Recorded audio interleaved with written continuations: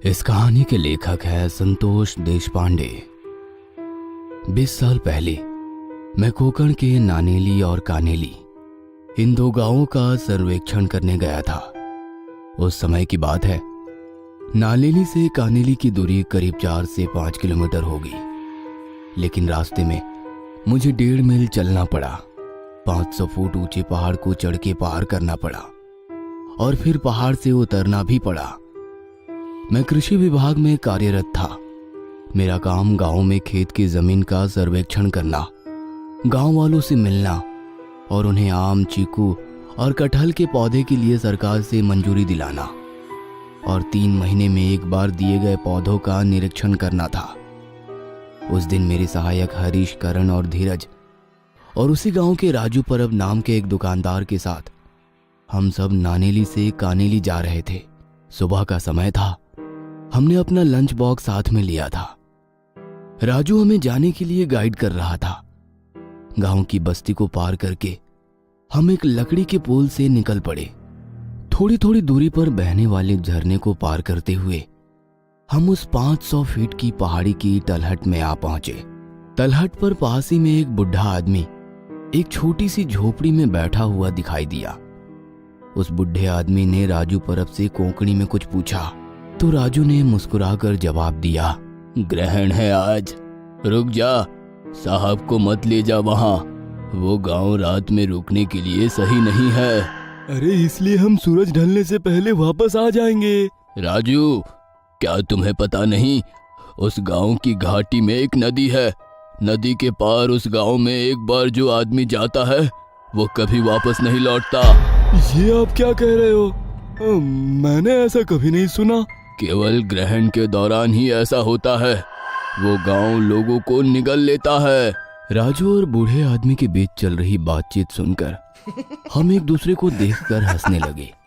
तभी हरीश और करण, ये दोनों मेरे असिस्टेंट, कहने लगे, सर, कोंकण में भूत प्रेत की बहुत सारी कहानियां और उसके चर्चे होते हैं। देखिए, वो बूढ़ा आदमी एक और नई कहानी कह रहा है।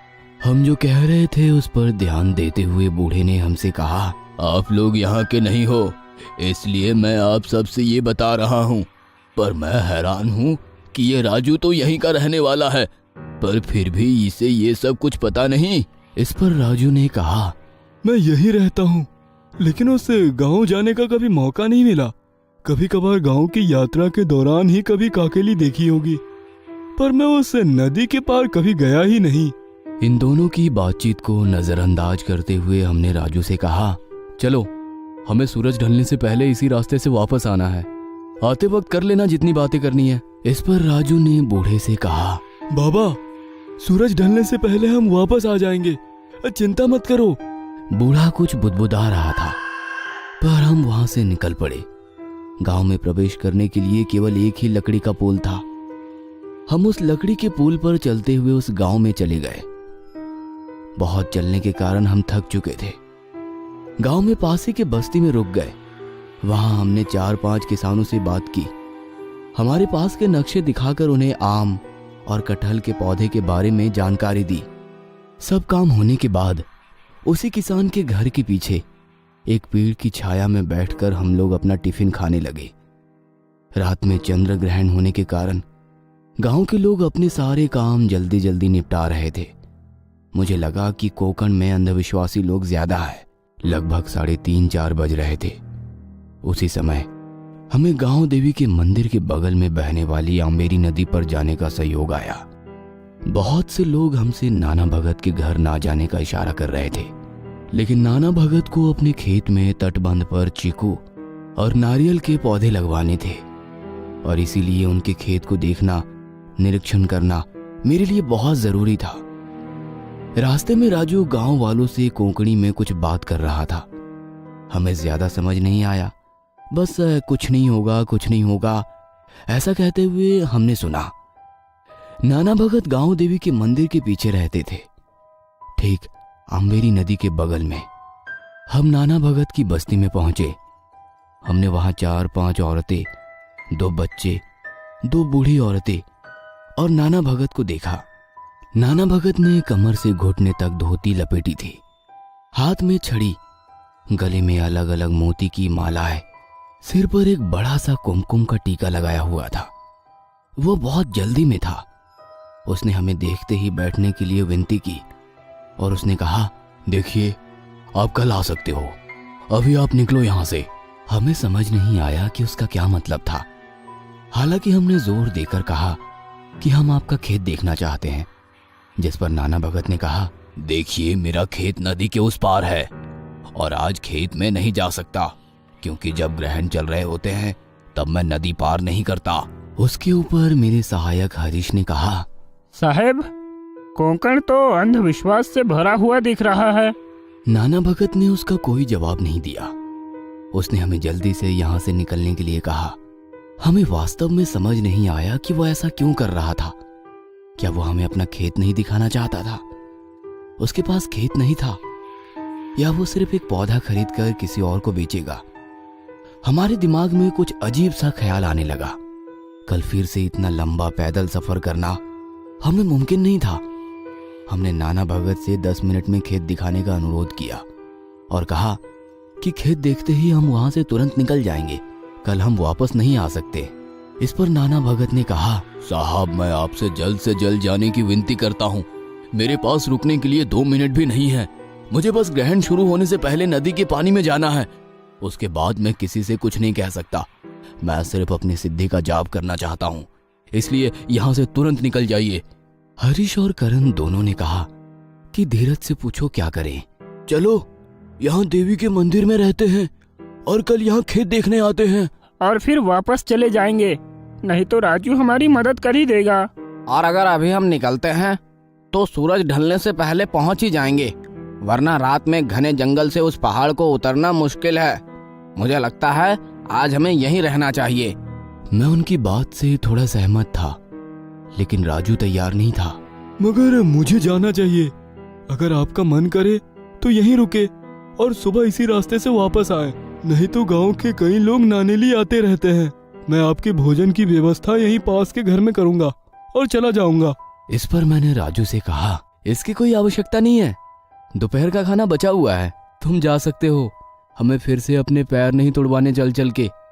और बस 10 मिनट ये आखिरी खेत देखना बाकी है। नाना भगत को नदी में चले जाने दो। हम चुपके से पुल के पार जाते हैं खेत देखने के लिए और ये 2 बोर्ड लगाकर जल्दी वापस आते हैं। तुम यहीं रुको, फिर हम साथ में वापस जाएंगे। फिर मैं यहाँ रुक कर क्या करूं? मैं भी साथ आता हूँ। देखो वो नाना भगत नदी में जा रहा है। नदी में जाने के बाद वो कहाँ कुछ कहने वाला है। चलो हम चलते हैं नदी के उस पार। नाना नदी के आधे पानी में खड़ा हुआ था। उसके घर की सभी औरतें शांत रहकर अपना काम कर रही थी। जैसे ही वो चला गया, हम उसके पीछे उस पुल तक गए जो थोड़ी दूर पर था। हम सब ने चुपके से उस पुल को पार कर लिया। आगे पहुंचने के बाद हमने पीछे मुड़कर नहीं देखा। वहां जाने के बाद हमें 100 से 150 कब्रें दिखाई दी। हमें लगा कि ये एक कब्रिस्तान होगा और आगे कहीं खेत होगा। कुछ दूर चलने के बाद हमें उस जगह पर एक झोपड़ी दिखाई दी जहां खेत खत्म हुआ था। एक छोटा सा पंप हाउस था जहां हम सब पानी पीने लगे और अचानक सिर में झंझनाहट होने लगी। कुछ भी समझ नहीं आ रहा था कि यह क्या हो रहा है। मेरी आंखों के आगे अंधेरा आ गया। मुझे बस इतना ही याद है, कुछ देर बाद मेरी आंखें खुली, तब मुझे सब कुछ उल्टा दिखने लगा। क्या हमें उल्टा लटका दिया है? मुझे ये समझ नहीं आया। किसी के को जैसी सिसकने की आवाजें आ रही थी। शायद बाहर कुछ चल रहा था। मैं अपने सभी साथियों को उल्टा लटके हुए देख रहा था। हालांकि जैसे मैं कुछ समझ पाता कि मेरे साथ कौन कौन है, तभी एक आदमी अंदर आया और उसके पीछे एक और आदमी भी था। हम सभी को बाहर निकाला गया। एक कुआं जिसके पास 3 या 4 लोग थे, उसमें 3 अधेड़ उम्र की महिलाएं और एक बुजुर्ग महिला बैठी थी।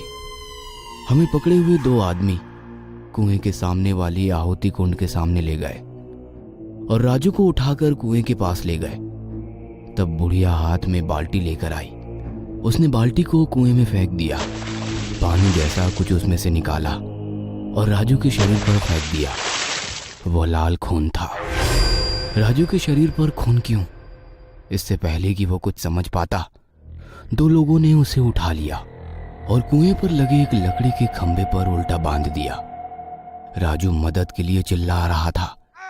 उसकी आवाज बहुत तेज होते जा रही थी। उसी समय हमें किसी के अजीब से गुर्राने की आवाज सुनाई दी।